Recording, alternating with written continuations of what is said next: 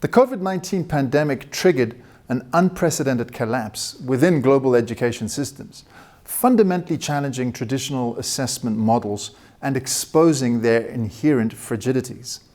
Affecting nearly 1.6 billion learners across more than 190 countries and impacting 94% of the world's student population, the pandemic marked the single largest disruptor to education in 50 years.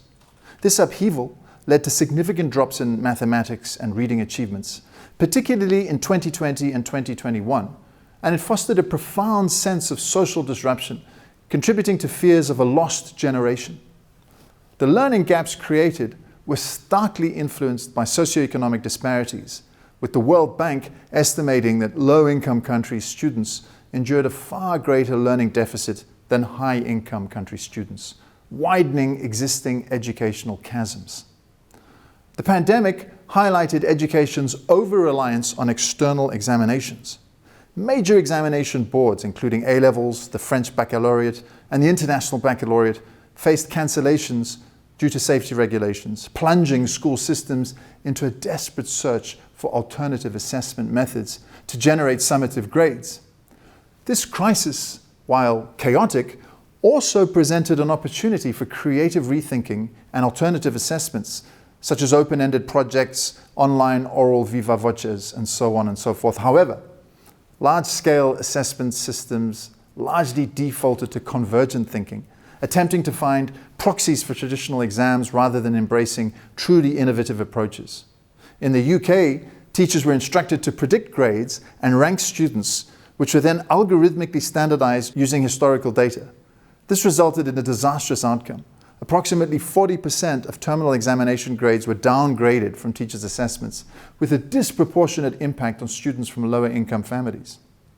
Other examination boards followed a similar algorithmic approach based on coursework, teacher predictions, and school history, leading to a flattening of the bell curve.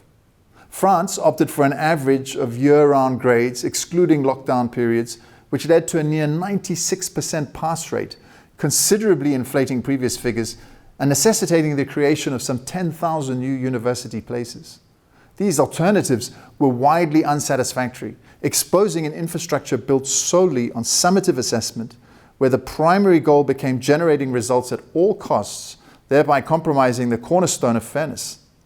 Despite the profound disruption, the widely acknowledged need for change, the educational landscape largely reverted to its pre-2019 state once pandemic restrictions lifted, where Zhu and Watterson identified potential shifts towards developmental, personalized, and student-centered curricula, and the International Commission on the Futures of Education in 2020 emphasized the impossibility of returning to the world as it was before. These aspirations largely remained unfulfilled. Fernando Reimer's call to revisit competencies over mere curriculum coverage, reinforced by the pandemic, also went largely unheeded. This back-to-normal approach neglected the opportunity to address curriculum load, foster deep understanding, and respond to ecological validity. Examination boards adjusted grades in 2023 to return to pre-pandemic levels, resulting in tougher grade boundaries, a move that failed to consider the individual student experience of a cohort already impacted by the pandemic. While technology adoption in schools had increased, enabling a more blended and hybrid learning, its impact on fundamental assessment and curriculum design remains questionable. Many students found online learning during lockdowns monotonous and tiring due to its continued reliance on a transmission model. The pandemic widely illustrated that relying solely on these high-stakes, narrow entry points leaves education systems vulnerable to future disruptions.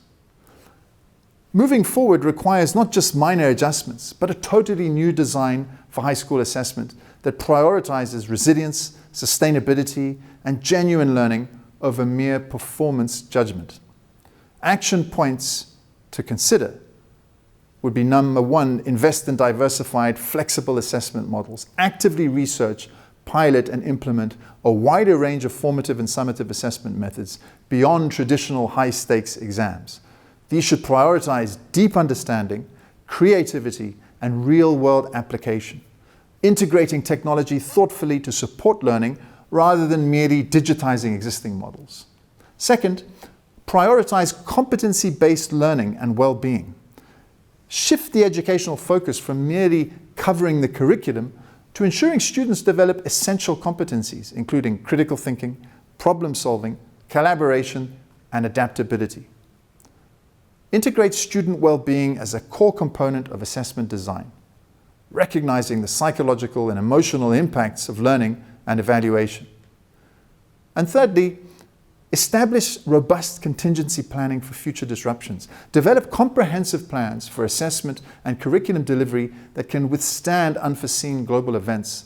This includes exploring equitable solutions for low infrastructure settings and ensuring that any alternative method designed is not merely a proxy for traditional exams, but genuinely supports continuous, meaningful learning. To find out more about the collapse of traditional assessment models under COVID, what we could have done about it and what we should be doing about it, go to chapter 5 of my open access book, Changing Assessment.